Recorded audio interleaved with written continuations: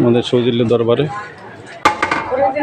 চলতেছে, অনেকগুলো বিরিয়ানি নামাইতেছে পাক করে ফেলে।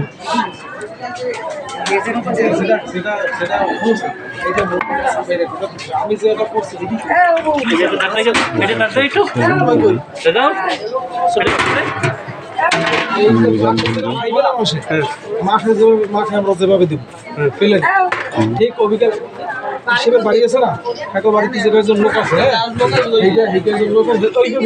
বুঝলেন না?